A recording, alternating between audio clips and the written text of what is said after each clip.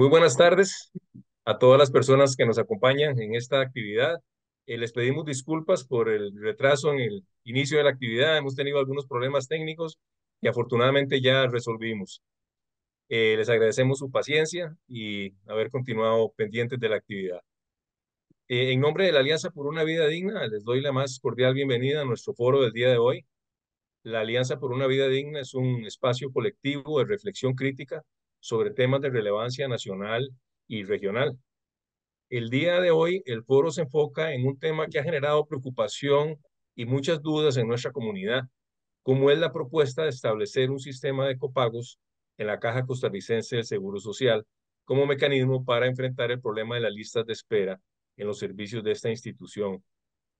Consideramos que esta propuesta debe verse en el contexto más amplio de procesos políticos que tienen en común el intento de cuestionar algunos elementos básicos de una institución que es clave para la vida del país, como lo es la Caja Costarricense del Seguro Social. La Caja surgió en la década de 1940 y su filosofía se centra en principios de universalidad, solidaridad y equidad y constituye una pieza central de la institucionalidad pública costarricense y de la forja de importantes pactos sociales en nuestro país. Precisamente para reflexionar y debatir sobre las implicaciones de la propuesta de los copagos en la caja y otros aspectos relacionados con la política social en Costa Rica, hemos invitado el día de hoy a tres panelistas para que nos ofrezcan su perspectiva de este tema. En este foro participarán en este orden. Primero, Juliana Martínez, quien es docente de la Escuela de Ciencias Políticas de la Universidad de Costa Rica e investigadora del Centro de Investigación y Estudios Políticos y del Instituto de Investigaciones Sociales de la misma universidad. Eh, Posteriormente, Erika Revelo, quien es historiadora, docente también de la Universidad de Costa Rica e investigadora en el Centro de Investigaciones Históricas de América Central. Y completará las presentaciones Carlos Zamora, quien es médico con una larga trayectoria en el sistema de salud pública y es una persona estudiosa de larga data de la seguridad social costarricense. Les damos la más cordial bienvenida a nuestras invitadas y a nuestro invitado y les agradecemos por haber aceptado nuestra invitación para conversar sobre este tema. También agradecemos a la compañera Hazel Garro por el apoyo logístico en este foro y en las actividades de la Alianza por una Vida Digna. Luego de las presentaciones de nuestras panelistas y nuestro panelista, tendremos un breve video en el que el doctor Leonardo León Núñez, quien es un médico colombiano experto en salud pública, nos compartirá la experiencia del sistema de copagos en su país y luego abriremos un espacio para preguntas y comentarios de parte de quienes siguen la actividad a través del Facebook Live. Les saludamos, aprovechamos para saludar a todas las personas que nos acompañan en esta actividad. Les reiteramos nuestras disculpas por el retraso en el arranque de la actividad y les invitamos a compartir sus preguntas y comentarios en el chat de Zoom. Sin más preámbulos, le doy la palabra a nuestra primera panelista, Juliana Martínez, para que haga su presentación. Adelante, Juliana. Muchísimas gracias. Es un gran gusto tener este espacio para compartir algunas ideas con ustedes, con Carlos, con José María, con Erika y con todas las personas que nos escuchan. Eh, bueno, he titulado mi presentación Copagos, volatilidad del gobierno y retos para la sociedad civil, pensando que esta es una conversación tecnopolítica donde es importante que haya elementos técnicos y al mismo tiempo estrategias organizativas que nos permitan fortalecer una de las principales herramientas del Pacto Social costarricense, como es la Caja Costarricense del Seguro Social. Creo que es útil empezar esta conversación planteándonos cuál es el problema que queremos resolver. En política pública siempre, pues, las medidas buscan solucionar problemas, muchas veces explícitos, muchas veces, muchísimas veces implícitos. Em, es importante que tengamos presente que el Seguro Social en Costa Rica le llega a más del 90% de la población, que hay, de acuerdo a la encuesta permanente que lleva el Centro de Investigaciones y Estudios Políticos de la Universidad de Costa Rica, un 66%, muy cerca en realidad del 70% de la población del país que solo usa servicios públicos de la caja. Solo hay un 17% de la población que dice usar solo servicios privados. Eh, Pensemos que esta es una institución en la que nacen cada año 65.000 personas, el 98% de los nacimientos del país, solo para dar un indicador de algo muy universal como es pues los nacimientos, los partos, y que es un sistema de salud evaluado por la organización, por la OCDE como uno de los mejores que integran esta organización con un ranking similar al de los países europeos. Eh, También es un sistema en el que su principal, lo que está en el corazón del diseño del sistema es que haya una independencia entre el dinero que las personas tenemos en el bolsillo y el acceso a los servicios de salud. Ese es el corazón con el que se creó la Caja Costarricense del Seguro Social. Eso implica, como las personas que aportamos a la caja lo sabemos, que hay una autonomía entre el monto de los recursos que aportamos mensualmente y el tipo de servicios que recibimos, ¿no? Es una olla común a donde volcamos recursos en función de nuestras posibilidades, de nuestros ingresos, y recibimos servicios en función de nuestras necesidades. Por lo tanto, la conversación sobre el copago no es cualquier conversación, es una conversación que vuelve a vincular el ingreso que las personas tienen en el bolsillo con sus prioridades y sus posibilidades de acceder a servicios de salud. Entonces, para conversar sobre cómo esto puede afectar en la dinámica del seguro social, tenemos que tener claro cuál es el problema que queremos resolver y cuáles son todos los problemas que podemos generar. En principio, el argumento es que queremos mejorar la calidad de la atención y que queremos atacar los tiempos de espera, que es precisamente uno de los dos asuntos que los relevamientos con los que contamos nos dicen son las cosas más sentidas para la población. La dificultad que existe para programar las citas del primer nivel de atención y los largos tiempos de espera en un conjunto de procedimientos, en particular quirúrgicos y en general los hospitalarios, son las dos cosas que se reportan como principal malestar que la población costarricense tiene respecto a los servicios de la Caja Costarricense del Seguro Social. Ahora, ¿qué ha planteado el gobierno hasta ahora? Bueno, una cosa que el gobierno ha planteado sistemáticamente, y de hecho la única medida gubernamental que ha sido consistente desde mayo del 2022 hasta ahora, es el ahogo financiero de la seguridad social.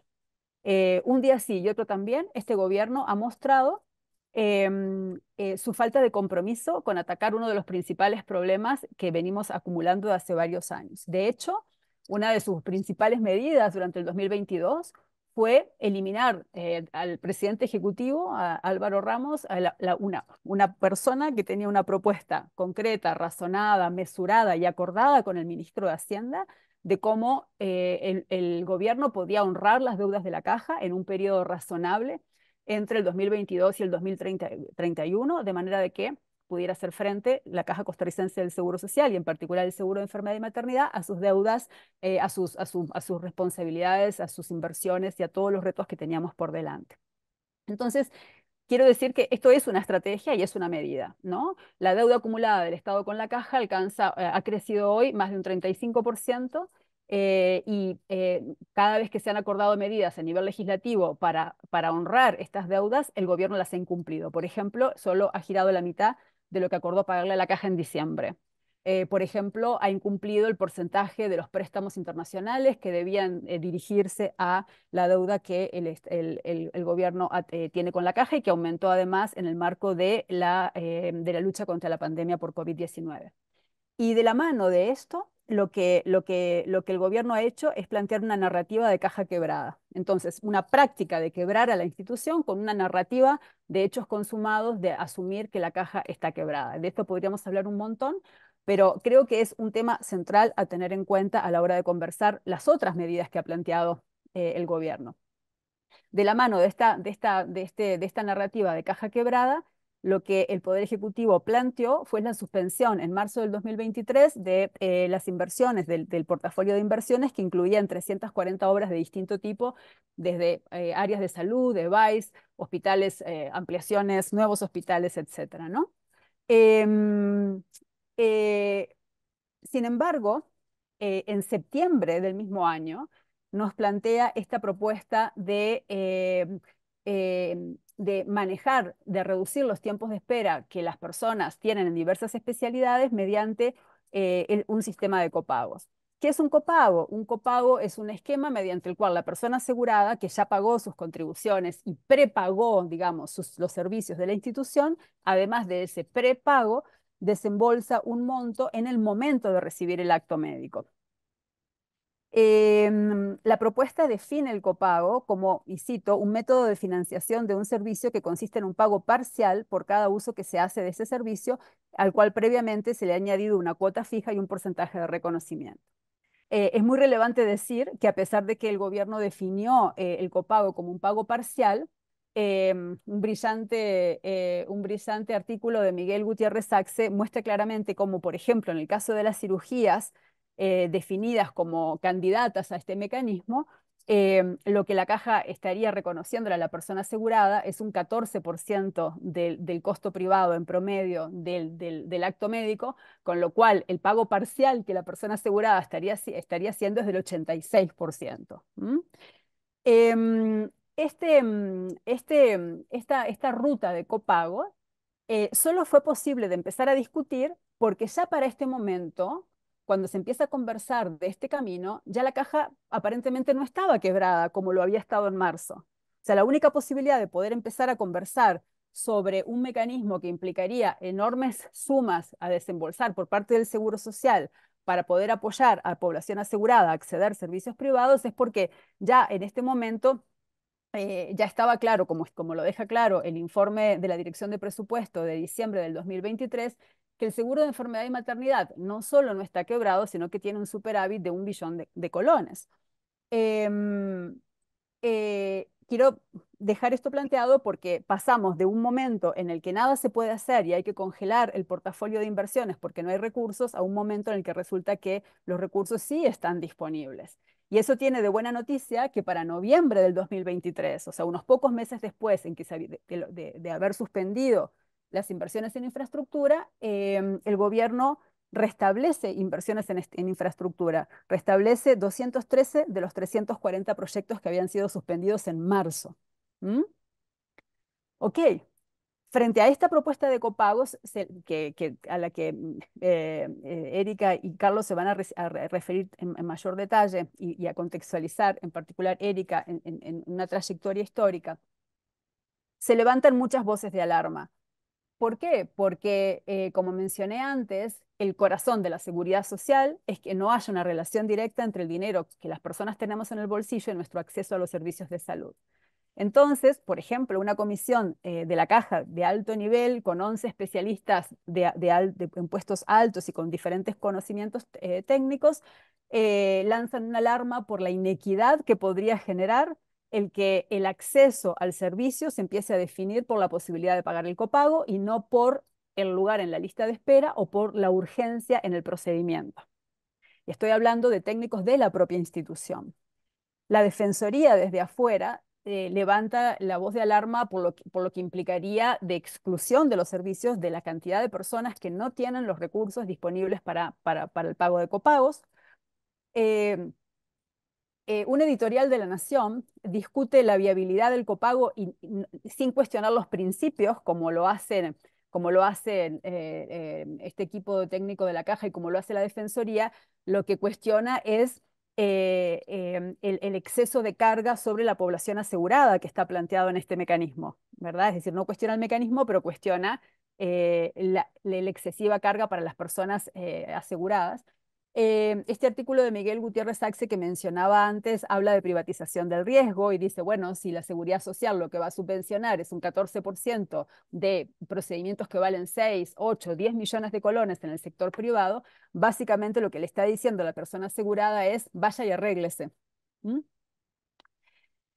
Frente a todas estas voces de alarma que se levantan, em,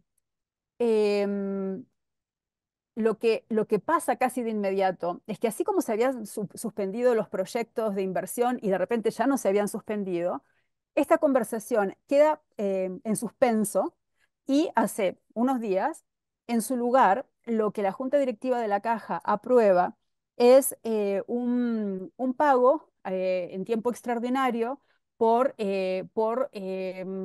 la capacidad de ciertos especialistas de empezar a solucionar problemas de lista de espera fuera del horario de la jornada ordinaria.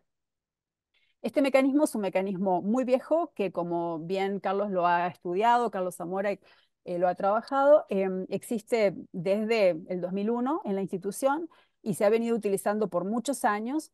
Y de hecho, es un mecanismo que, lejos de reducir las listas de espera, las ha ampliado porque ha generado una zanahoria, ha generado un incentivo para que caiga la productividad durante el tiempo ordinario de trabajo y se le venda a la institución actos médicos o jornada extraordinaria fuera de la jornada ordinaria. Entonces, este es un mecanismo que no es nuevo, que ha dado muestras de que, lejos de resolver el problema, lo ha exacerbado. Y sin embargo, pues se plantea una vez más como una novedad y se acaba de aprobar como una posible solución. Mientras tanto, tenemos una realidad de congelamiento salarial de las personas funcionarias de la institución, como en el conjunto del sector público, desde diciembre del 2019. Tenemos una fuga de especialistas y tenemos una situación que atender producto de un deterioro de las condiciones laborales que, desde mi punto de vista, debe ser abordado para cualquier solución que queramos encontrarle a el problema de las listas de espera. Ahora, pasamos de la caja quebrada a a la suspensión del portafolio de inversiones, a hablar de copagos en materia en el marco de la ruta de la salud, a este pago por resultados que acaba de plantearse. Y lo que en definitiva tenemos es un gobierno que está permanentemente torpedeando el corazón del funcionamiento del seguro social, que es el financiamiento, con medidas vinculadas a la organización de los proveedores de servicios públicos, privados, pago a destajo, sin una clara demostración de cuál es la magnitud verdadera del problema y de cuáles son los recursos que la seguridad social ya tiene para resolverlos. Ujú. Es decir, estamos partiendo de un supuesto que es que hay una demanda muy grande para una oferta muy limitada. Y esa relación entre oferta grande y demanda limitada, la Caja Costarricense del Seguro Social, las autoridades que están pasando de una medida a la otra de una manera bastante volátil, no lo han demostrado. O sea, no nos han demostrado ni cuál es la verdadera magnitud del problema de las esperas, ni cuál es la verdadera capacidad resolutiva que la institución tiene con los recursos que tiene hoy. Entonces, desde mi punto de vista, el manejo de los tiempos de espera, que es un problema real, se está utilizando de la misma manera que se utilizó la narrativa de la caja quebrada, para construir una sensación de que hay un problema inmanejable, que es una bola de nieve que nos va a pasar por encima, y llevar a la junta directiva y a la institución a tomar medidas sin ton ni son que van a terminar agravando el problema lejos de resolverlo. Por supuesto que, digamos, la afectación del financiamiento y esta conversación volátil sobre proveedores se hace siempre en nombre del bienestar de la población, en nombre de los servicios, en nombre de la necesidad de acceso, que evidentemente es un problema que tenemos que resolver. No estoy negando que tengamos un problema. Lo que pasa es que en el corazón de la seguridad social, cuanto más unificadas son las respuestas, más universal es el servicio. Es decir, nuestro universalismo depende de que cualquier persona que necesite un servicio pueda acceder a él independientemente de si tiene dinero o si conoce a un médico o si conoce a una médica o si tiene otro montón de recursos para poder acceder. O sea, el universalismo depende de las respuestas unificadas a los problemas. Y las propuestas que se están planteando lo que están haciendo es fragmentar esas respuestas. Entonces, lo que creo es que tenemos un problema aún más grave que la propuesta de copagos y es la volatilidad de estas medidas y el hecho de que las respuestas que se están brindando generan una profundización inminente de los conflictos de interés en nombre del bienestar de las personas usuarias. Es decir, un conflicto de interés entre el uso de los recursos de la caja para el bienestar de la mayoría versus el uso de los recursos de la caja para el negocio de particular, que puede ser pues, de unos profesionales hoy, puede ser de un hospital privado mañana, pero que atenta contra la mejor utilización de los recursos para el bienestar general. Entonces, de cara a los tiempos de espera, lo que quiero dejarles como una idea para la conversación es que necesitamos urgentemente saber, y creo que trabajos como el del doctor Zamora ayudan en esta dirección, cuál es la verdadera magnitud del problema de las listas de espera realmente, y cuáles son las causas, porque si las causas en buena medida tienen que ver con un incentivo a que en el tiempo ordinario haya muchas especialidades en las que se está haciendo muy poco durante la jornada ordinaria, y nosotros creamos más zanahorias de pagos en jornada extraordinaria, lo único que vamos a hacer es reducir aún más la productividad de la jornada ordinaria y aumentar aún más las listas de espera, que es lo que ha pasado hasta ahora. Es decir, hay quienes dicen, ¿no?, que si uno va a un cajero automático y no tiene dinero, pega media vuelta y se devuelve para tratar de sacar dinero y pega media vuelta y no encuentra el dinero y no va a encontrar dinero porque el cajero automático está vacío. El mismo comportamiento no nos va a dar respuestas distintas. Y este tema que se está planteando ya fue ensayado con muy malos resultados. Entonces, termino diciendo que yo creo que como sociedad civil organizada, como personas comprometidas con un sistema de seguridad social universal que realmente atienda las necesidades de la mayoría de la población, tenemos una disyuntiva, que es tratar de tener buenas respuestas a la agenda volátil del gobierno y, bueno, y la necesidad y la tentación de reaccionar con argumentos a una agenda que hasta ahora no tiene argumentos, sino que lo que hace es pasar de una cosa a otra sin mayor racionalidad, o enfocarnos en los nudos que hasta ahora hemos documentado desde diferentes lugares que son verdaderamente el problema. Y uno es la deuda del Estado, sin cacao no hay chocolate y ese es un tema que necesitamos abordar. Dos, la verdadera demanda insatisfecha. Y tres, una conversación y un diálogo político con las organizaciones gremiales, sindicales, profesionales vinculadas a la seguridad social sobre cuáles son los niveles actuales de productividad y cómo poder resolver con los recursos que tenemos, o sea, qué se necesita para con los recursos que tenemos en el sector público resolver esa demanda insatisfecha verdadera, no la que se está construyendo, sino la verdadera. ¿M? Que eso quiere decir que no cualquier tiempo de espera es parte de una lista de espera, ¿verdad? Hay ciertos estándares para definir que una espera pasa a ser parte de la lista de espera, no puede ser de la semana pasada o del mes pasado, por ejemplo. Y bueno, yo creo que una buena señal en esta dirección es una conversación que hace muy poquito convocó el Sindicato de Profesionales de Médicos Especialistas, SINAME, para donde la propuesta era, la conversación giraba en torno a suspender el tiempo extraordinario y hablar de salarios competitivos durante la jornada ordinaria.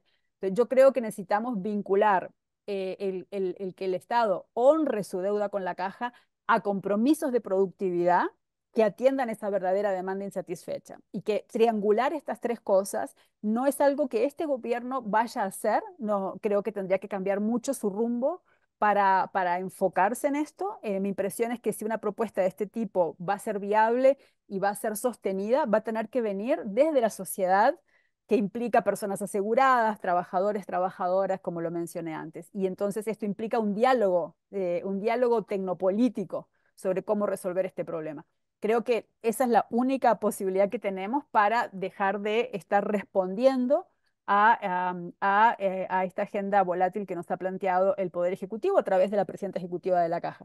Em, Termino diciendo que creo que además una muy buena noticia para esta conversación es que, como está expresado en un conjunto de informes técnicos recientes desde la gerencia financiera, desde la auditoría interna de la caja, desde diferentes voces dentro de la institución, hay muchas personas que piensan así, que piensan que hay que bajar la pelota al piso, que estas medidas no son el camino y que hay que buscar otras que apunten a mejorar la productividad de los servicios con los recursos públicos que tenemos.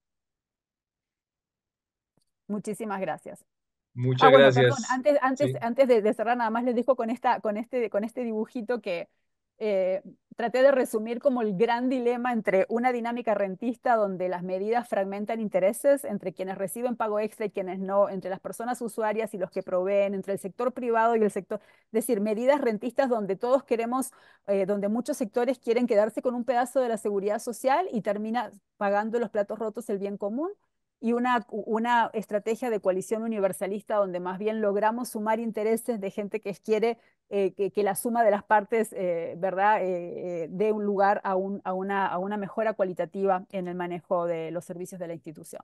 Muchas gracias. Muchas gracias, Juliana, por tu participación. Le doy la palabra ahora a Erika Revelo para que nos haga su presentación. Adelante, Erika. Perfecto, muchas gracias. ¿Me escuchan? Perfectamente. Sí. Ok, no voy a compartir pantalla, solamente voy a leer una presentación una ponencia que he escrito para hoy.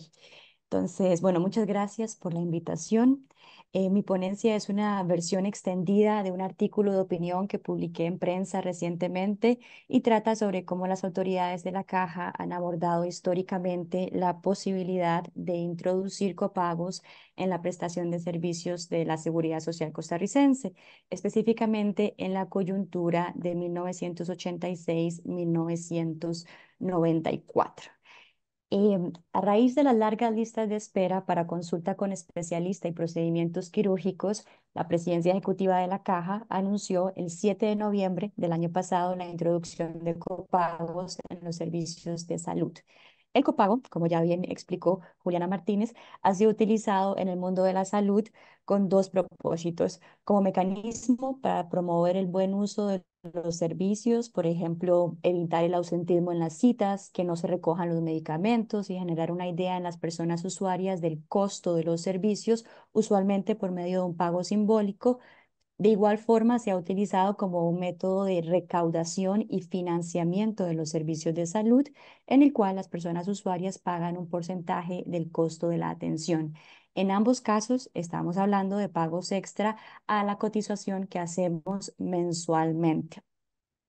Esta no es la primera vez que las autoridades de la Caja plantean la introducción de copagos. Es decir, el tema no es nuevo. En la década de 1980, en plena coyuntura de reforma al Estado, las autoridades de la Caja, al diseñar la reforma de salud, también discutieron la introducción de copagos, como consta en las actas de la Junta Directiva. En dicho contexto, la Junta Directiva de 1986-1990 discutió la posibilidad de introducir un pago extra generalizado por todos los servicios de salud para evitar la policonsulta y desincentivar el ausentismo en las citas.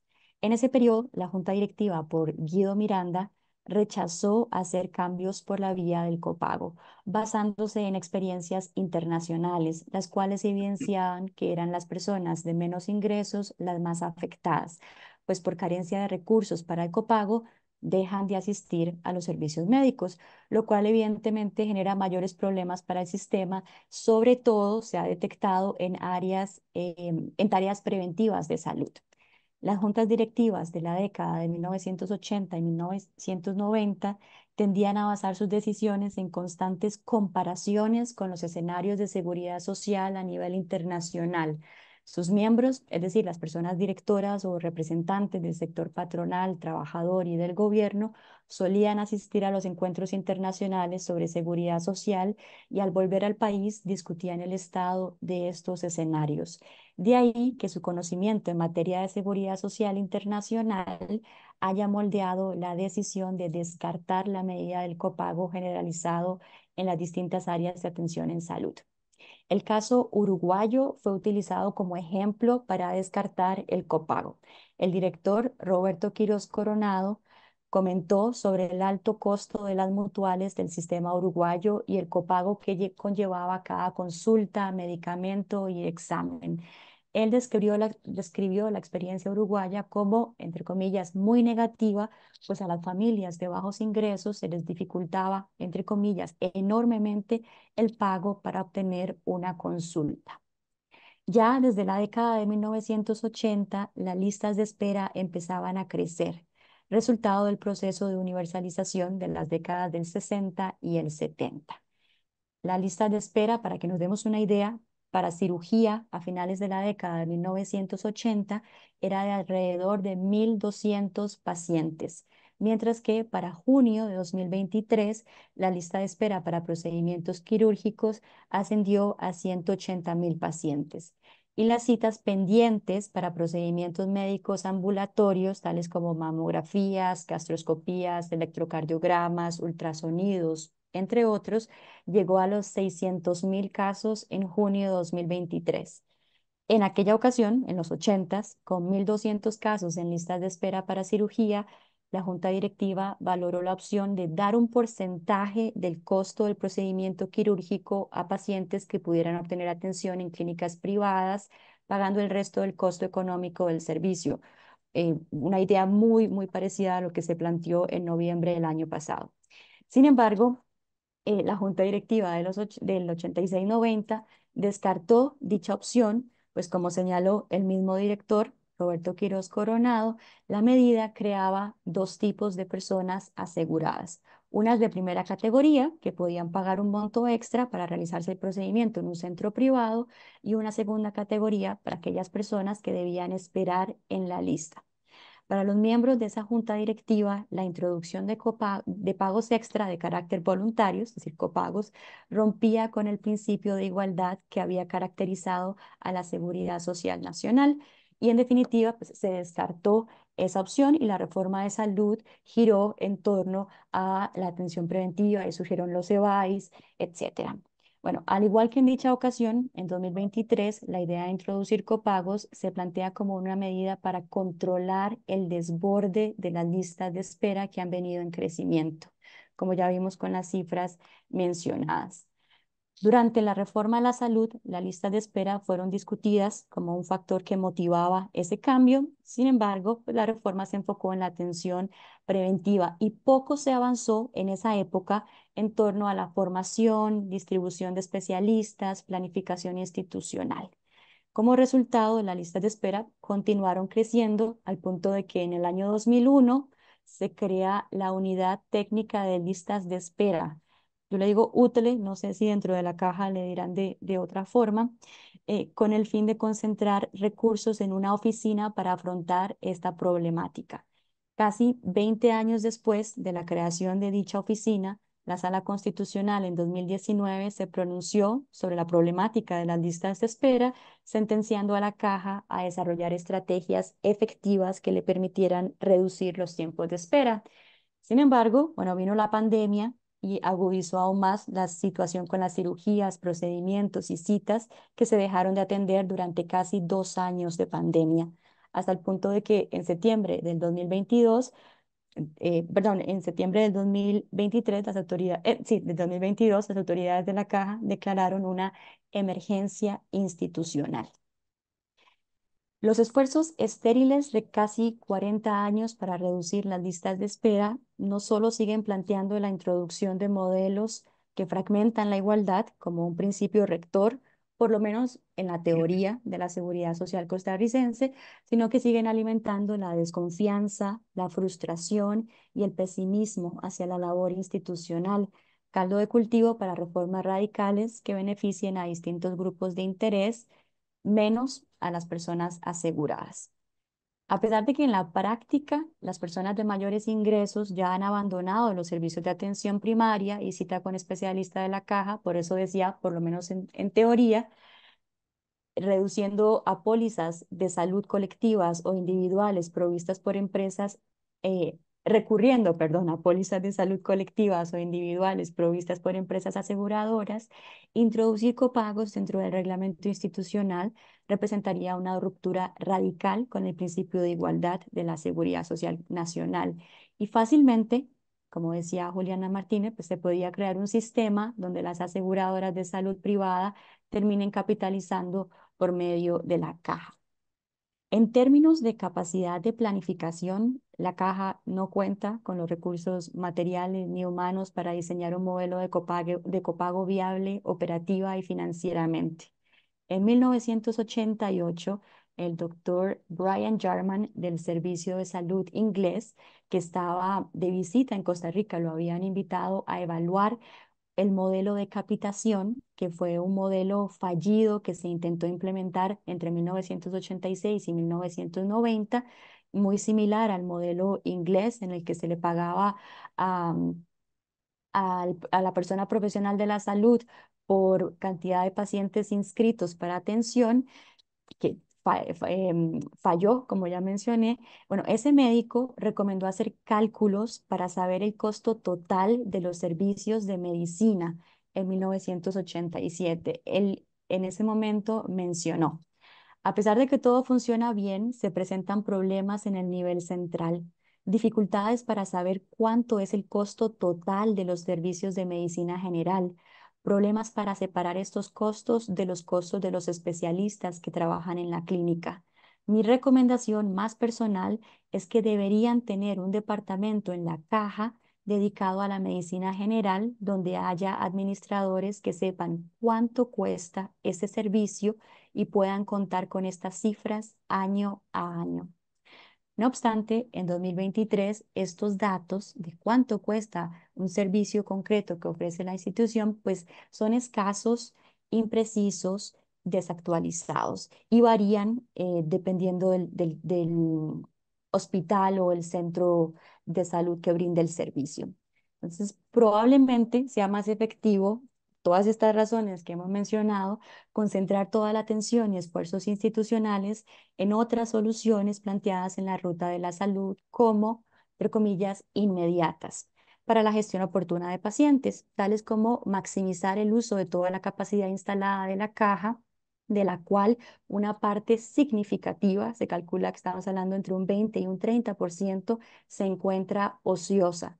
Concentrarse en transformar el proceso de formación de especialistas médicos o en la creación de metodologías para su redistribución. La coyuntura de emergencia institucional por listas de espera en crecimiento durante 40 años que ponen en riesgo la salud de la población plantea, además de una discusión sobre el copago, otra discusión sobre el manejo administrativo, la deuda del gobierno con la caja y la toma de decisiones dentro de la institución en perspectiva histórica, con el propósito de examinar políticas institucionales de trayectoria improductiva, visibilizando los intereses económicos investidos en la caja como empleadora, compradora y caja chica de los gobiernos de turno. La opinión pública prende alarmas cuando se traen temas como el copago de la mesa, lo cual es completamente necesario, pues dicho modelo de financiamiento tiene consecuencias nocivas, como hemos mencionado. Sin embargo, a lo interno de la institución trascienden asuntos escalofriantes que erosionan el desempeño institucional, los cuales no son objeto de discusión y solo ameritan uno que otro titular en la prensa, tales como errores en la planilla que ocasionaron que a diciembre de 2023 se pagaran 5.147 millones de más a trabajadores y extrabajadores de la institución, según un informe de auditoría, o el giro de manera improcedente por la no aplicación de la Ley de Fortalecimiento de las Finanzas Públicas de casi 3.000 millones de colones a trabajadores de la Caja, incluyendo entre estos a su presidenta ejecutiva. Tal vez el caso más inverosímil sea el regreso de Gustavo Picado como gerente financiero luego de un año de suspensión en medio de una investigación por maquillaje de estados financieros. El llamado es a que discutamos tanto el modelo de salud que queremos como los manejos internos cotidianos de la administración pública que terminan erosionando el sistema hasta plantear soluciones que no estaríamos discutiendo si los gobiernos pagaran sus contribuciones con la seguridad social y la administración y planificación institucional fueran efectivas. Y con esto termino. Muchas gracias. Muchas gracias, Erika, por tu presentación y le doy la palabra ahora a don Carlos Zamora. Adelante, Carlos, bienvenido. Muchas gracias, José María. Buenas noches a todos. Eh, yo voy a hacer una breve presentación. Creo que las dos que me anteceden han sido muy completas en tocar puntos muy importantes del tema. Lo bueno de esto es que hoy nosotros, todos los que estamos en esta reunión, pues estamos eh, preocupados por un tema, el tema central que es el financiamiento de la caja. Y bueno, y una variante que aparece en esta coyuntura recientemente. Así que eso es muy importante reflexionar sobre cómo es el sistema, cómo lo financiamos y cuál es su situación eh, eh, en cuanto a la gestión de los servicios. Y esto es una mezcla de dos elementos, financiamiento y gestión, que son los que desembocan en una situación como la que ha generado la propuesta de copago. Pero de esa propuesta yo conozco básicamente lo que conoce un ciudadano común. Yo no tengo ningún documento para referirme a un plan o a una implementación de un programa como tal. Eh, lo que he leído en los periódicos básicamente, así que no puedo hablar de cuál es la propuesta de copago de la caja, porque no la conozco. Así que voy a introducir una serie de conceptos. El término de copago, pues aparece eh, en los seguros privados como una medida para contener la demanda, que frena un poco la demanda. Y bueno, es también, tiene otro elemento de cofinanciamiento. Esos dos elementos aquí no me calzan muy bien, porque primero, la idea no creo que sea la de contener la demanda, no es por ahí donde va la cosa. Y en cuanto a cofinanciamiento, es tan poco el financiamiento que uno podría deducir de estos mecanismos, por lo menos lo que está planteado, frente a una deuda de ese tamaño, que prácticamente no tiene sentido. No tiene sentido porque además eso requeriría todo un aparato administrativo de control, etcétera. Así que esos dos elementos del copago, digamos, clásico, aquí no me calzan enteramente. La otra cosa es que las medidas económicas de este tipo tienen un efecto en la dinámica y en el comportamiento de los asegurados, particularmente en cuanto a la cotización, en la afiliación.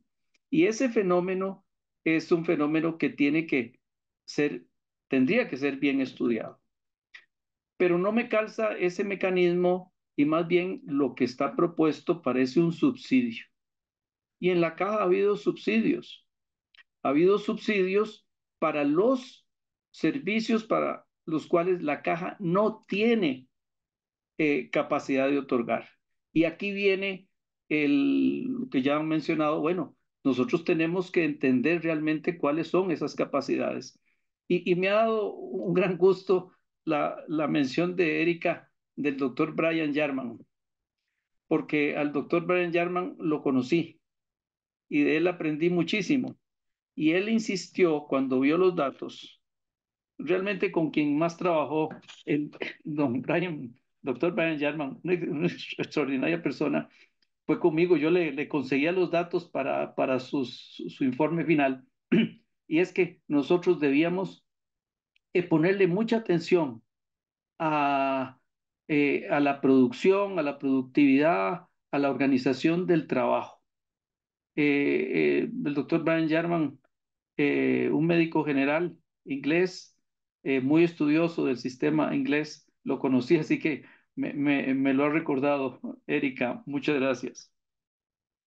El asunto es que cuando se introducen mecanismos como esto altera el comportamiento de los asegurados y en alguna medida podría alterar el comportamiento en nuestro sistema de los propios trabajadores.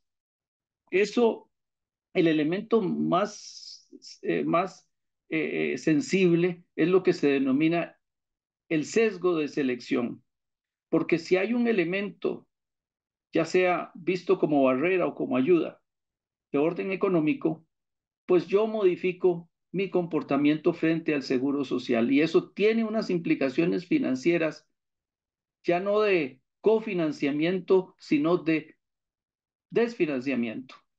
Eso es un tema de los que una propuesta debería estudiar.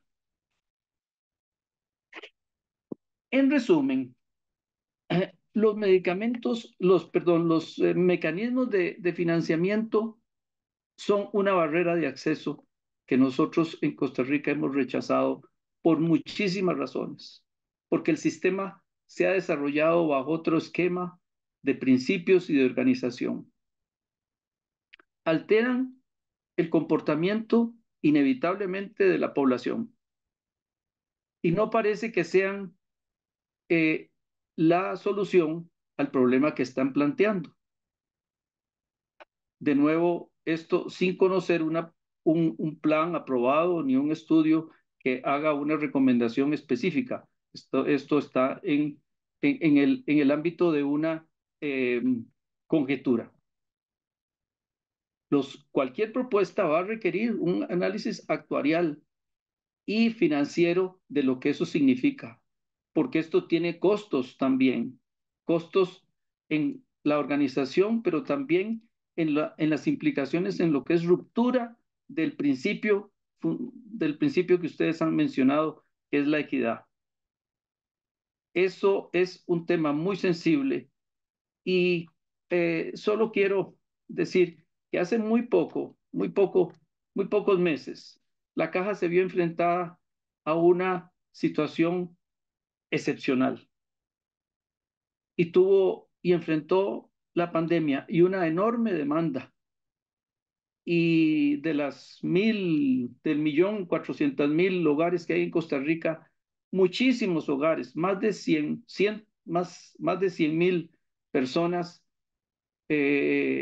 tuvieron una situación seria con COVID, varias decenas de miles hospitalizados y todas las familias que tuvieron una persona que requirió servicios, los, los recibió sin que eso haya tenido una implicación sobre el patrimonio familiar por haber necesitado servicios de salud extraordinarios. Bueno, de eso nos preciamos nosotros hoy. Este mecanismo, por lo menos a como se presenta, no parece ser la solución para el tema de listas de espera. Hay que verle otros aspectos que ya han mencionado Juliana y Erika sobre nuestras verdaderas capacidades. Y si no es un pago, sino un subsidio, el tema de subsidios se relaciona inevitablemente con la determinación de nuestras capacidades. Como decía Brian Jarman, ustedes pueden hacer más con los recursos, y eso en el 87, cuando vino. Bueno, el sistema que nosotros tenemos es un sistema universal y uno de los dos cosas más importantes es que no es un sistema fragmentado, como muy bien ilustraba Juliana en la última lámina, sino que es un sistema unificado y es un sistema que tiene como un principio fundamental el de la equidad. Y esto es lo que hay que ponerse a reflexionar hoy, en alguna otra oportunidad, las que sean necesarias, para entender qué significa una propuesta como esta de introducir una barrera económica como la que se comenta, como la que comentamos hoy. Son las observaciones que quería hacerles. Este, en buena hora que la Alianza para una Vida Digna organiza esta reunión y posiblemente habrá que hacer otras y que otras voces también se manifiesten. Muchas gracias y estamos muy atentos a oír los comentarios y preguntas, ya sea hoy o en algún otro momento de las que queden en el chat. Muchas gracias. Muchas gracias, Carlos, por tu presentación. Lo mismo que a Erika y a Juliana. Vamos a escuchar ahora un muy breve video que le solicitamos a un colega colombiano, el doctor Leonardo José León Núñez, epidemiólogo de Colombia, quien nos va a describir brevemente en qué consiste este sistema que se ha aplicado en Colombia y que podría ilustrar el tema que estamos discutiendo. Así que, Hazel, por favor, a ver si compartimos el video. Muy buenos días. Un gran saludo desde Colombia. En Colombia, el sistema de salud se cambia o se ajusta a partir de la Ley 100 de 1993. En esa Ley 100 de 1993 se organizan dos tipos de formas de ingresar al sistema. Una, que es a través de algo que se llama el régimen contributivo, que en ese régimen contributivo están todas aquellas personas que perciben algún tipo de ingreso económico que es identificado por alguna parte del sistema colombiano y por lo cual deben hacer un pago para acceder a sus servicios de salud. Ese pago es sobre un porcentaje de lo que gana la persona mensualmente. Entonces, así esta persona que está en el régimen contributivo puede afiliar beneficiarios con ciertas características, hijos dependientes hasta cierta edad, hijos en condiciones de discapacidad, padres con ciertas condiciones. Está el otro régimen de afiliación, que es el régimen subsidiado, que es para todas aquellas personas que no perciben ingresos y que, como su nombre lo indica, el Estado y quienes cotizan al sistema, porque tienen ingresos, contribuyen para que estas otras personas tengan atención en salud. Y estas personas en el régimen subsidiado también pueden afiliar a beneficiarios. Entonces, cuando nosotros vemos acá que tenemos dos regímenes de afiliación, una de las cuestiones que siempre ha llamado la atención es, bueno, y las personas van a empezar a devengar, a demandar más bien, demandar servicios, ¿cómo se hace para controlarse? Porque como todos sabemos, pues los recursos en un país para hacer la atención en salud son limitados. Entonces, cuando nacen los conceptos de los copagos y las cuotas moderadoras, ¿sí? Los copagos, ¿qué vamos a entender como copagos? Y las cuotas moderadoras. Entonces, miren que los copagos son esos recursos que paga la persona, ojo, que está beneficiaria de una persona en el régimen contributivo o en el régimen subsidiado, ¿sí? Mientras que las cuotas moderadoras lo pagan exclusivamente los afiliados de aquellas personas que están en el régimen contributivo.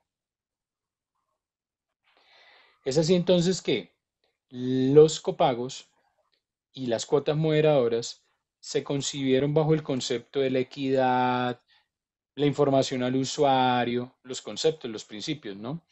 Eh, la aplicación general, que no puede haber simultaneidad de cobros entre estos.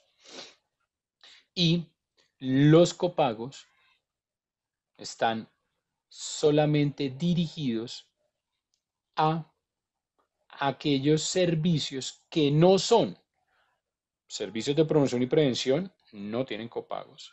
Servicios de materno-perinatales no tienen copagos. Los programas de control de atención de enfermedades transmisibles no tienen copagos. Las enfermedades catastróficas y de alto costo no deberían tener copago en las atenciones, ¿sí? Los servicios que tienen cuotas moderadoras. ¿Qué servicios tienen cuotas moderadoras? Entonces, la consulta externa médica, odontológica, paramédica, ¿sí? De medicina alternativa aceptada, la consulta externa por médico especialista, la formulación de medicamentos o los medicamentos porque tienen cuotas moderadoras en la adquisición de medicamentos, los exámenes diagnósticos de laboratorio clínico, ¿sí? Ordenados de forma ambulatoria, o sea, por consulta externa, y los exámenes diagnósticos de imaginología, ordenados de forma ambulatoria. Para los niños y adolescentes de ciertos estratos socioeconómicos tampoco procede. Y los niños y niñas víctimas de violencia física o sexual o todas las formas de maltrato. Las mujeres víctimas de violencia física o sexual que hayan sido pues, certificadas por autoridad competente. En estos casos, los copagos no proceden porque se vuelven una barrera, ¿sí? Ahora, con el pasar de los años se ha identificado que los copagos deberían eximirse a ciertas poblaciones que tienen condiciones económicas difíciles, y que no las pueden realizar, así como a personas que pudieran tener una condición aceptable o adecuada económicamente, pero que no pueden realizarlo en ese momento. Con las cuotas moderadoras la historia es otra, porque con las cuotas moderadoras se ha identificado, en un estudio que hizo la Universidad Nacional de Colombia, estatal, un estudio entre el 2011 y 2018, donde identifican que el pago de la cuota moderadora, por ejemplo, del nivel 3 porque hay niveles, ¿no es cierto?, de personas afiliadas, hay niveles, nivel uno, nivel 2, nivel 3. Los nivel uno son los que menos ganan y pagan menos cuotas moderadoras, son su valor es más bajo, y así sucesivamente. Por ejemplo, los niveles 3 pagan alrededor de 43.000 pesos colombianos, que eso vienen a ser más o menos $12, un poco más, alrededor de $12 por este tipo de servicios que tienen cuotas moderadoras, ¿sí? Mientras que los del nivel 2 pueden estar pagando más o menos unos $4 o $5, ¿sí? Y eso se incrementa. Entonces se ha vuelto una barrera de acceso para toda la población también. Dicho esto, el tema de los copagos y las cuotas moderadoras debe ser analizado y estudiado de manera muy expedita, teniendo en cuenta que los recursos de salud de cualquier sistema son finitos, pero que tampoco se pueden volver en barreras de acceso a los servicios de salud de las personas y después en deudas impagables y difíciles de recuperar.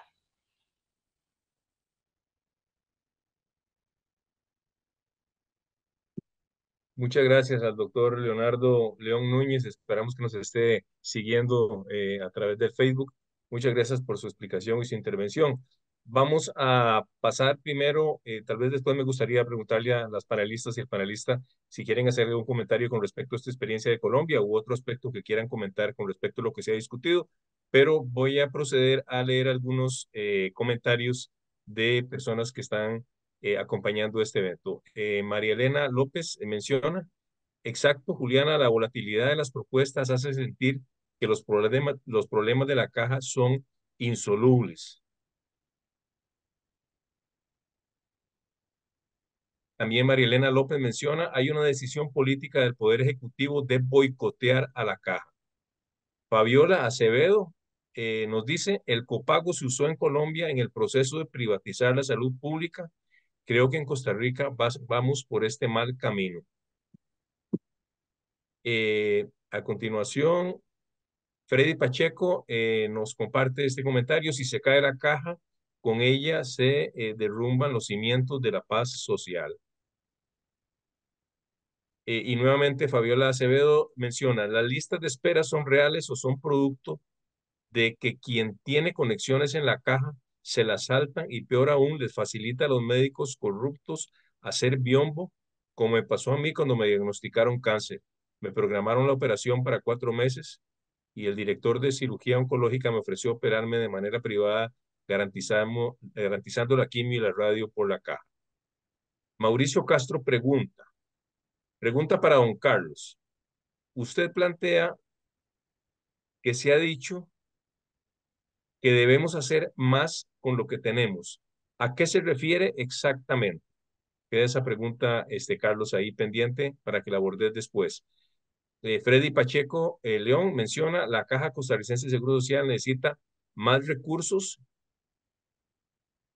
Segundo, más recursos, pues entre otros el comportamiento demográfico está haciendo crecer el número de adultos mayores, que a su vez son los que más demandan de los servicios de salud que ofrece con complicaciones la institución.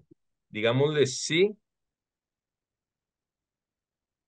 esto que me perdí aquí, perdón.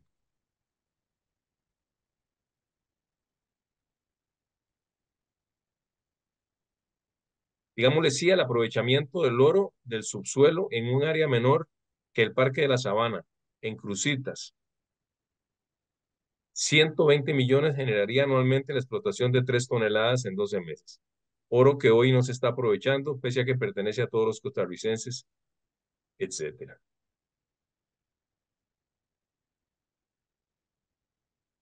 Muchas gracias por su comentario. Guido Rojas Jiménez menciona, saludos compañeras y compañeros.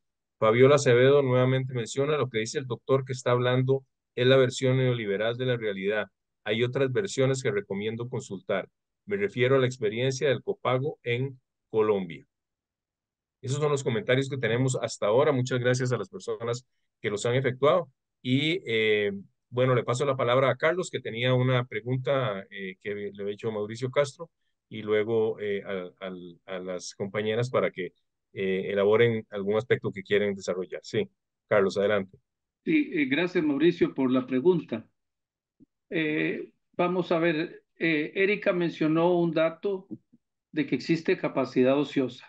Nosotros tenemos eh, yo tengo que decir que comparto esa opinión, que el examen del uso de nuestros recursos determina que hay capacidad de ociosa en algunas áreas, no en todas.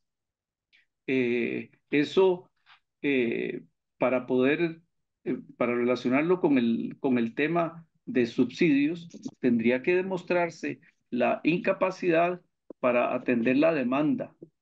Mi opinión es que el rendimiento de los recursos ha disminuido en los últimos años y que la capacidad ociosa existe y que nosotros debemos eh, esperar una mejor uso de esos recursos. ¿Y cuánto compensaría ahí? Ya entramos en detalles técnicos, pero básicamente a eso me refería. Existe capacidad ociosa, hay que trabajar mejor, hay que aprovechar los recursos.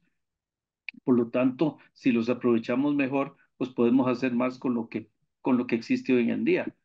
Hay otras áreas que necesitan un refuerzo importante de recursos, tanto humanos como tecnológicos, pero igual, eso hay que examinarlo por los diferentes tipos de servicios que brinda la caja. Muchas gracias, Carlos. No sé si Erika o Juliana quieren referirse a alguno de los aspectos que se han tocado en los comentarios o en la participación del colega de Colombia. A mí me gustaría. Bueno, en primer lugar, creo que el ejemplo de Colombia tiene un punto de partida de altísima fragmentación.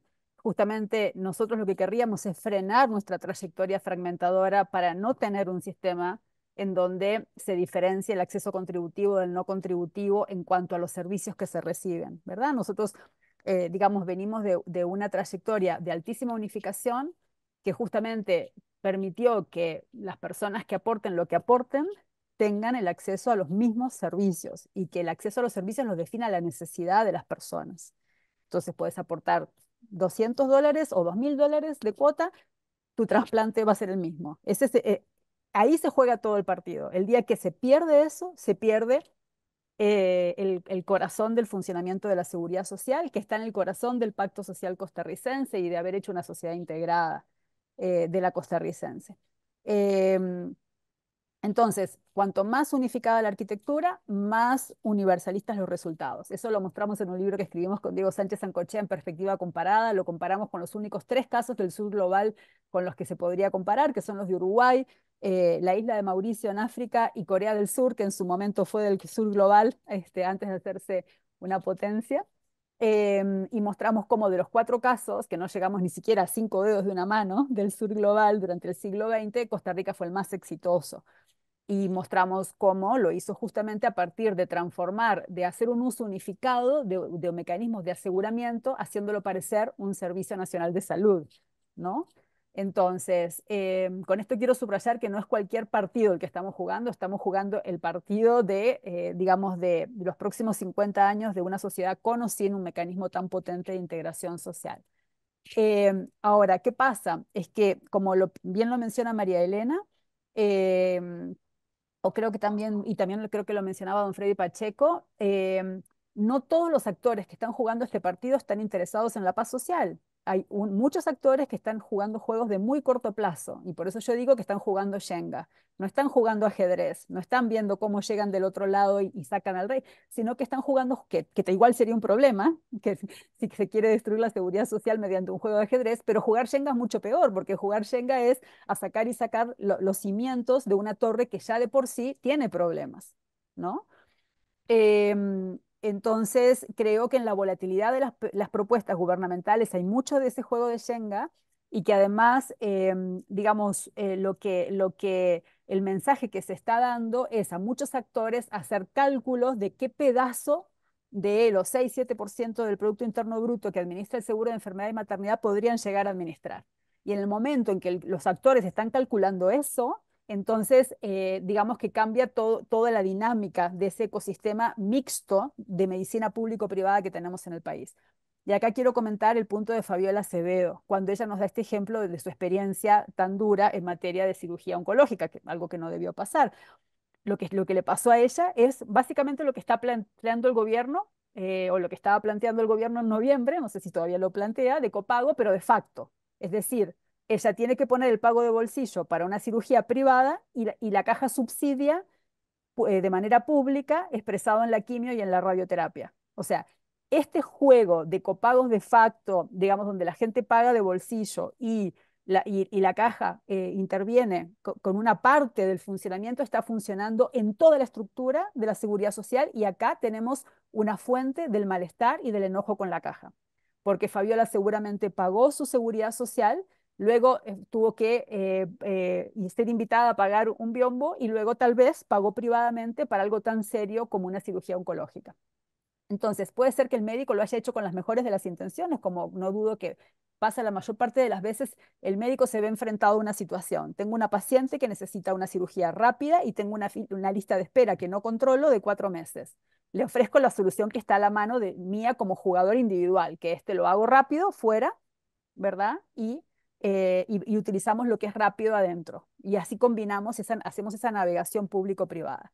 Entonces, no es necesariamente ni el lucro ni la maldad lo que anima este tipo de comportamientos. Puede ser que haya en algunos casos lucro, ánimo de lucro, y puede ser que en otros casos también pues haya desinterés por la seguridad social.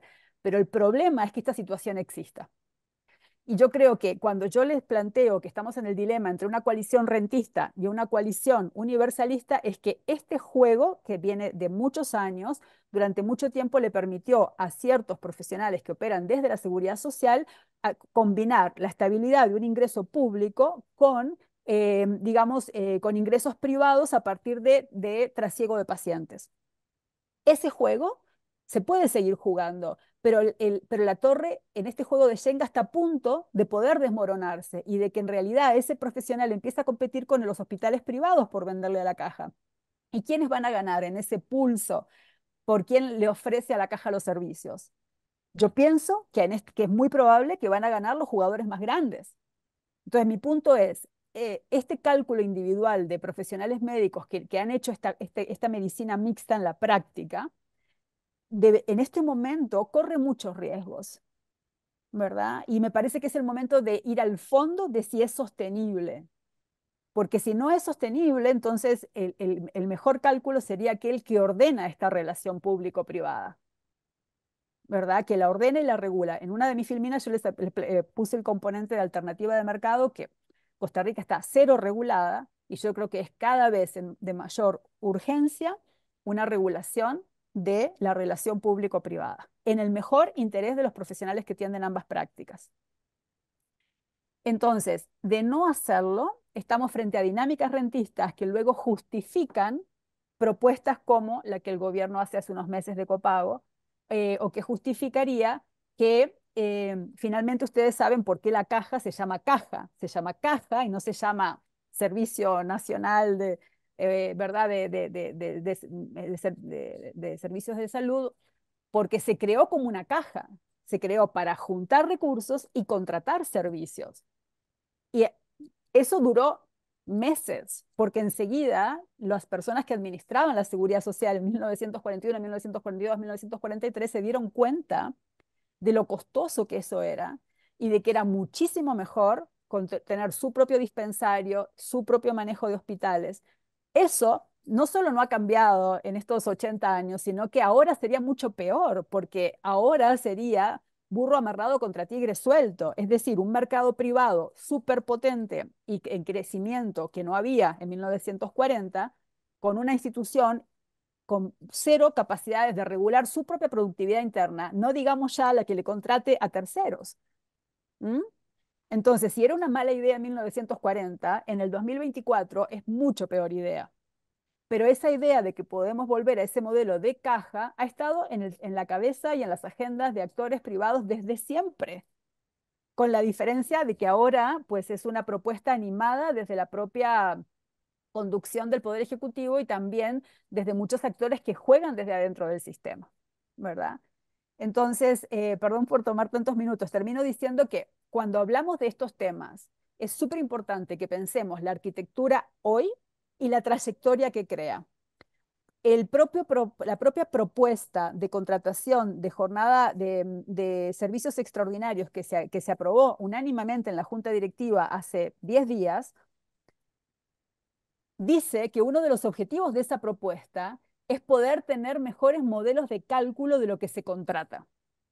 Algo necesario para poder poner en marcha el esquema de copagos que por ahora parece como suspendido, como en pausa, que fue una de las críticas que se hizo, que la caja no puede contratar porque no sabe, no tiene idea de lo que estaría contratando, de lo que estaría pagando con esos copagos, ¿verdad? Y de hecho, en los cálculos del documento técnico que circuló, eh, la institución plantea pagar un porcentaje de lo que le cuesta la caja, diciendo que en lo privado el servicio cuesta 3, 4, 5 o 6 veces más de lo que le cuesta la caja. ¿Me explico?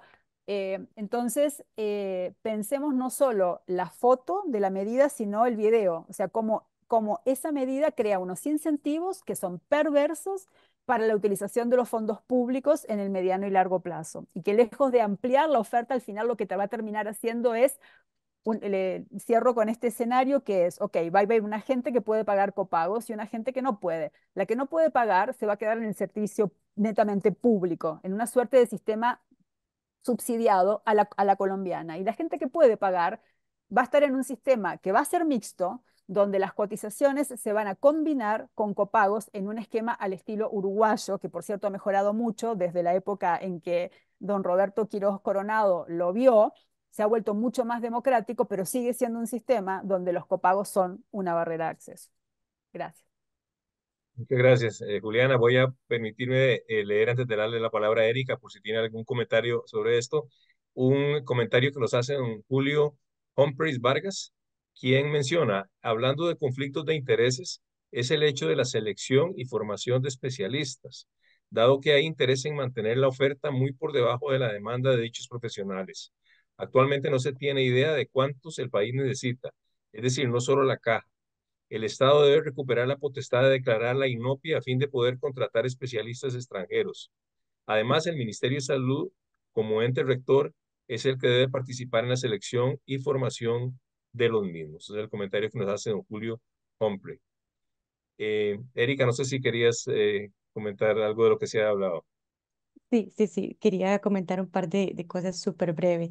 Bueno, primero, mientras en Costa Rica estamos teniendo esta conversación sobre el copago, en Chile, en septiembre del 2022, se eliminaron los copagos para el FONASA, que es el Fondo Nacional de Salud. Aquí existen dos sistemas, el sistema público y el sistema privado, y para el sistema público se eliminaron y hay una campaña de pago cero y hay muchos anuncios y información sobre cómo se eliminaron y cómo eso va a repercutir en beneficios para la población que tenía que sacar de su bolsillo para hacer un pago extra.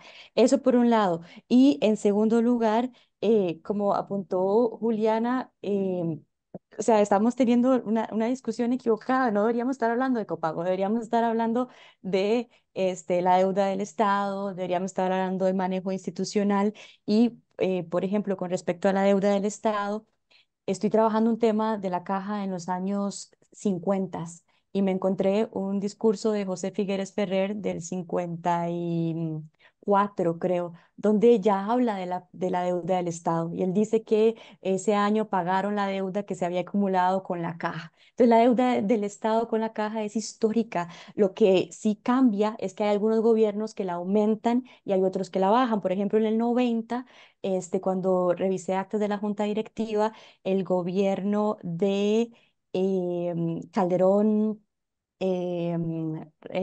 Calderón Hijo, aumentó considerablemente la deuda de la caja y la Junta Directiva tuvo una gran discusión sobre por qué le estaban permitiendo al Estado que acumulara tanta deuda y buscaron mecanismos para hacer que el Estado pagara esa deuda.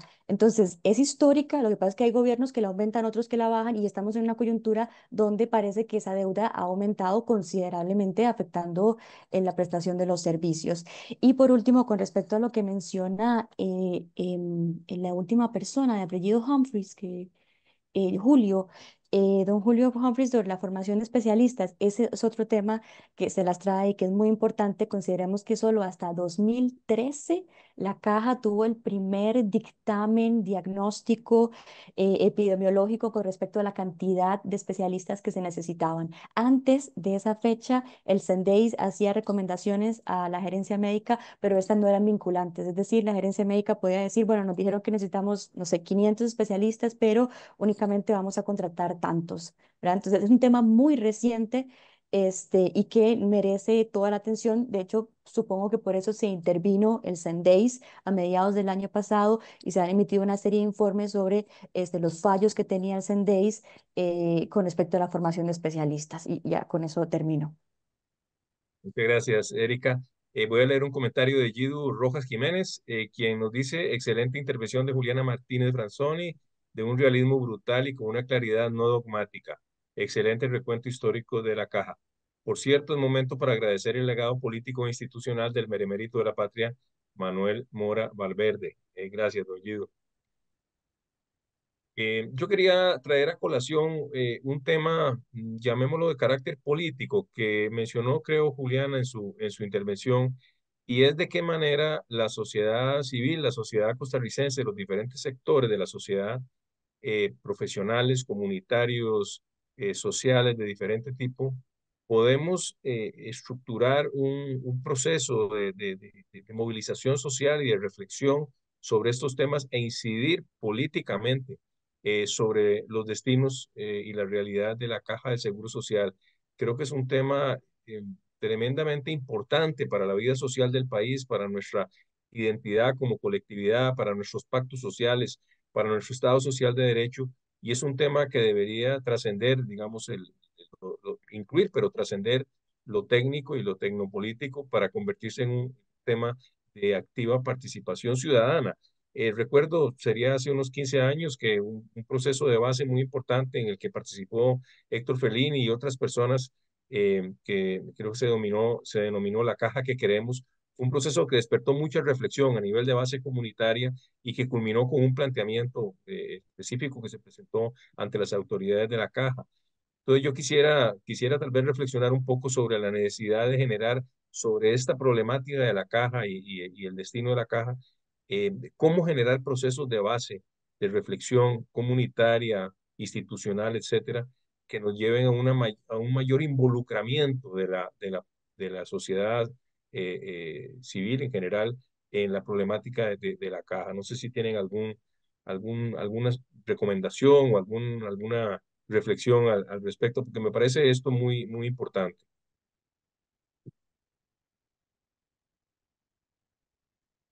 ¿Puedo opinar al respecto? Claro que sí.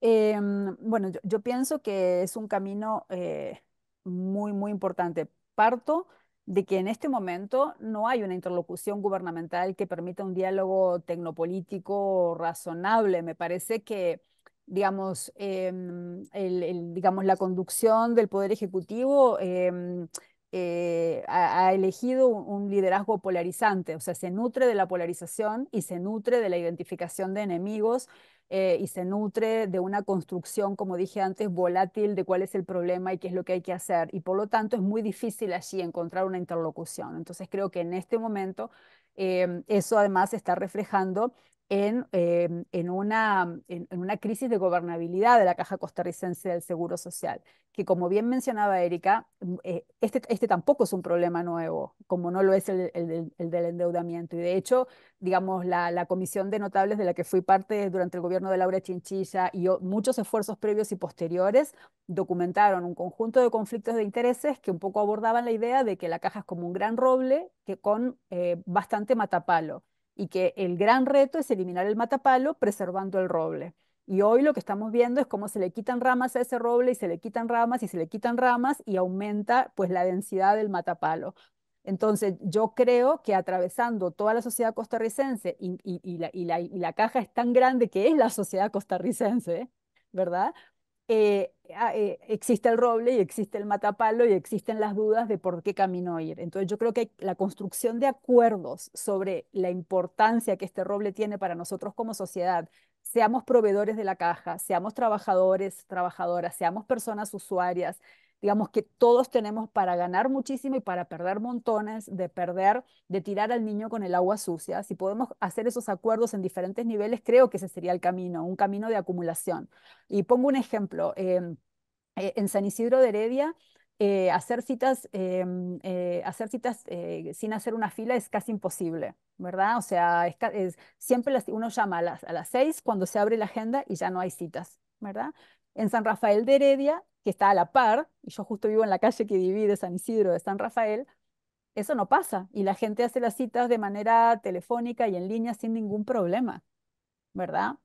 Quiere decir que algo está pasando en San Isidro que como comunidad organizada deberíamos poder resolver con la dirección de esa área de salud, ¿no? Desde abajo, no en la Avenida Segunda, no discutiendo con la presidenta ejecutiva, no es un tema de ese orden, es un tema, y esta es una comunidad que luchó por esa clínica muchísimo y que en este momento se siente como estafada en que tenemos la clínica maravillosa, pero no tenemos los procedimientos que hagan menos duro el acceso al primer nivel de atención, ¿verdad? Que por fin eliminen las filas a las 4 de la mañana, ¿verdad? Todo lo que eso implica para una familia.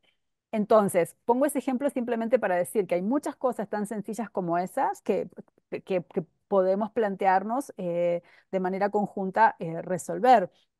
Pero yo creo que este es un momento donde los sectores organizados vinculados a los colegios profesionales y a los sindicatos, en particular a los sindicatos de las ciencias médicas, necesitan hacer una introspección muy seria de cuándo son parte del problema y cuándo son parte de la solución. Yo creo que ellos quieren ser parte de la solución y eso implica que cosas como lo que le pasó a Fabiola no pueden pasar. Eso implica que si hay salas de cirugía en capacidad ociosa, no pueden existir.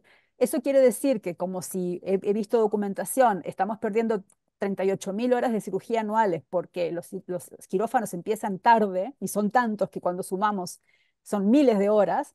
Eso no debería estar pasando. Eso quiere decir que el señor que me arregló el carro la semana pasada, que estaba en la sala de operaciones el lunes y el médico no llegó y ya estaba listo y tuvieron que decirle no, lamentablemente hoy no le podemos hacer la cirugía y va de nuevo, eso no puede pasar, ¿verdad? Y yo creo que eso no pase no es en una institución con esta crisis de gobernabilidad solamente una decisión de la presidenta ejecutiva o de la Avenida Segunda. Justamente esta crisis de gobernabilidad crea oportunidades, que son las oportunidades de dar mucho más espacio para que haya coaliciones pro universalismo. Ese es el tema.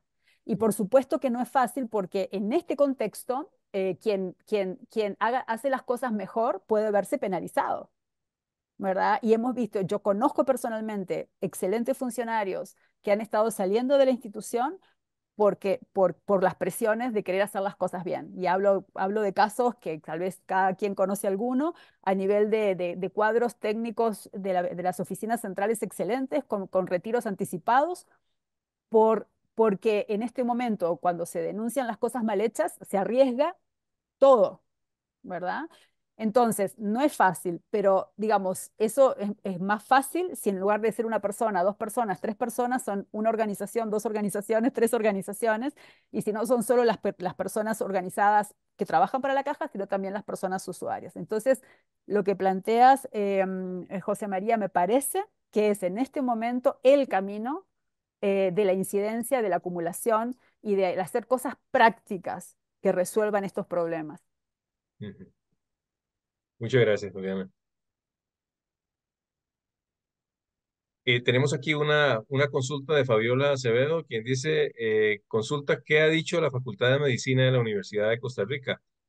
Bueno, yo creo que habría que preguntar a las autoridades de la Facultad de Medicina, a ver en qué medida se ha participado en estas discusiones, pero yo aprovecho esta consulta para mencionar la importancia que tienen las universidades públicas en este tipo de discusiones. Bueno, tenemos aquí dos colegas de la Universidad de Costa Rica, quienes investigan y trabajan y divulgan conocimientos sobre este tema. Carlos ha tenido también relación con la Universidad de Costa Rica, pero en general me parece que es un llamado para que en ese conjunto de actores de la sociedad que tenemos que participar para incidir en el destino de la Caja y de otras instituciones del Estado Social de Derecho, las universidades públicas juegan un papel muy importante, lo han jugado y lo tienen que jugar en el futuro.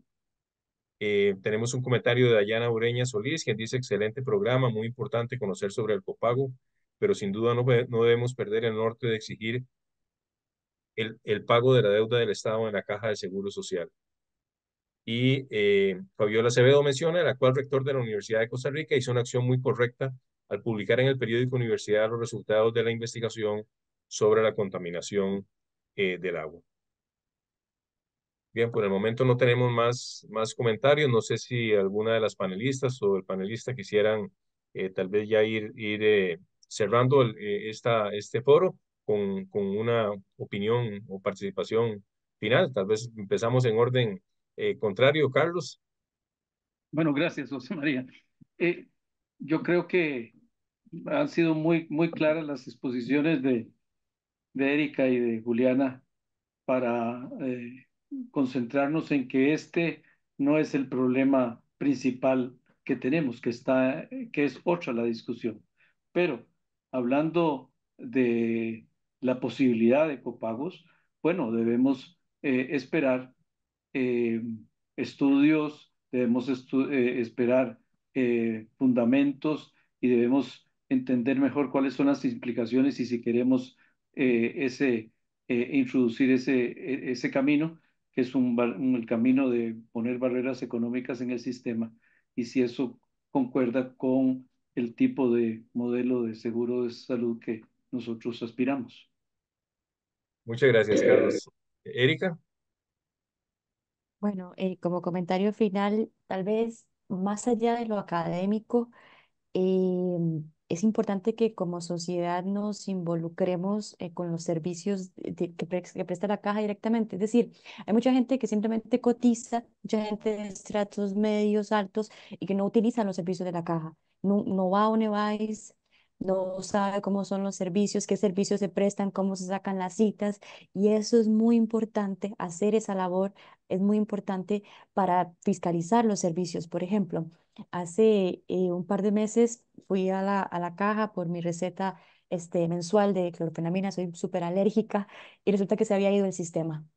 Y entonces fue un caos y ahí pude observar cómo funcionaba el EVAIS de Mercedes de Montes de Oca porque se había ido el sistema y entonces unos doctores simplemente dijeron no vamos a atender porque no tenemos las condiciones necesarias, nos vamos.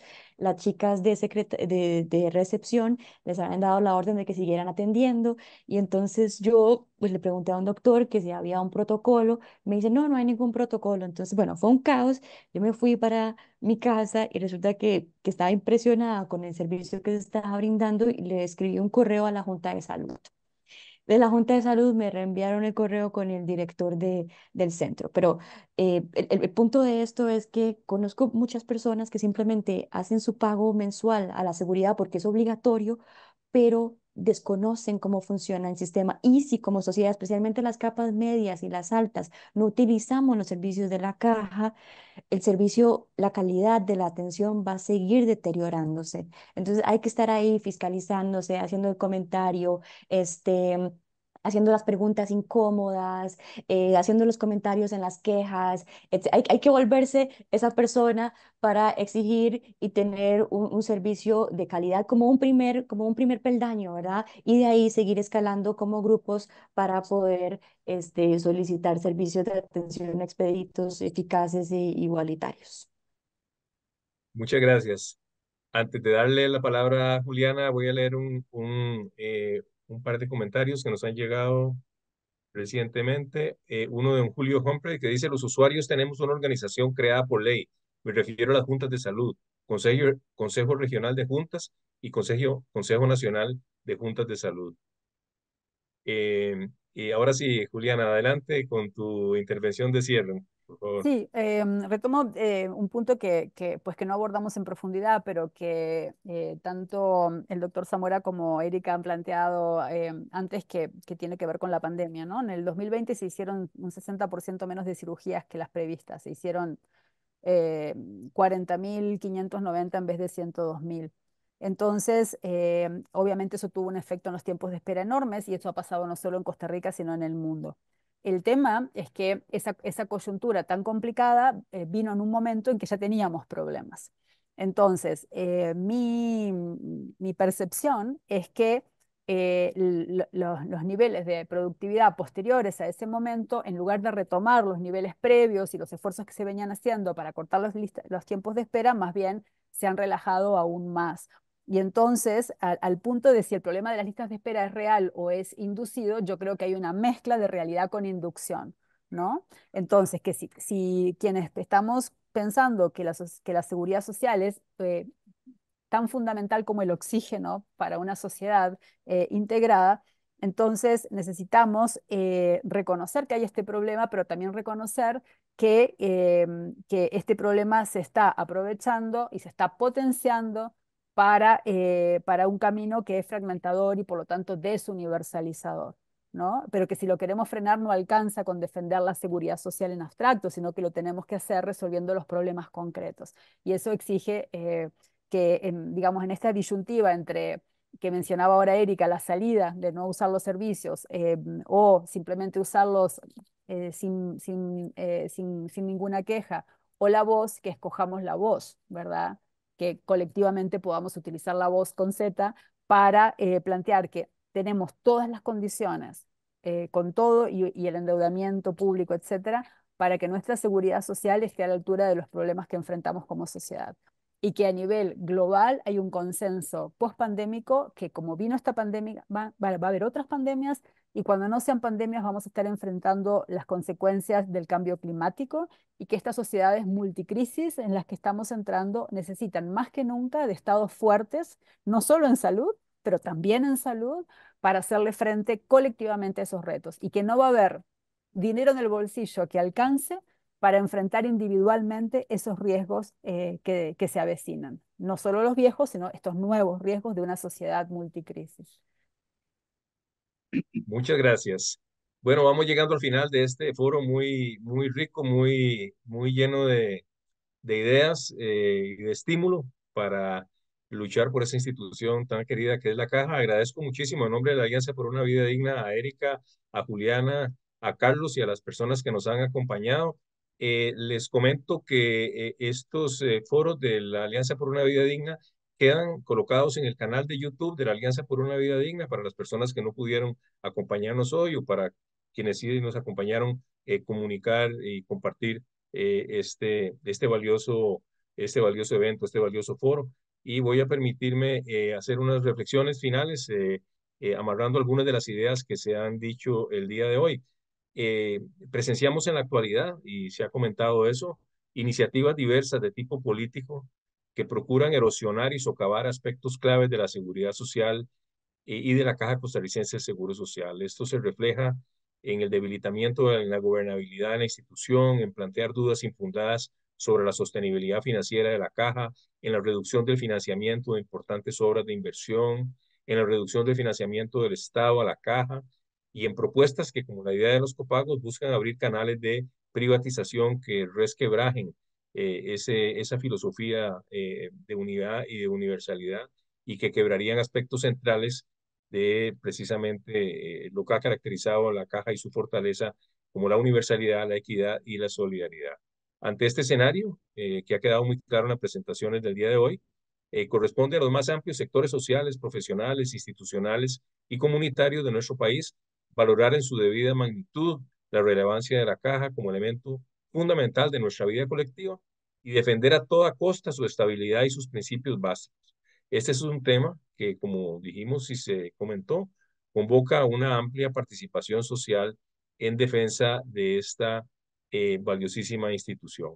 Nuevamente, muchísimas gracias a las personas panelistas, a las personas que nos acompañaron hoy por el Facebook Live y que tengan todas y todos muy buenas noches.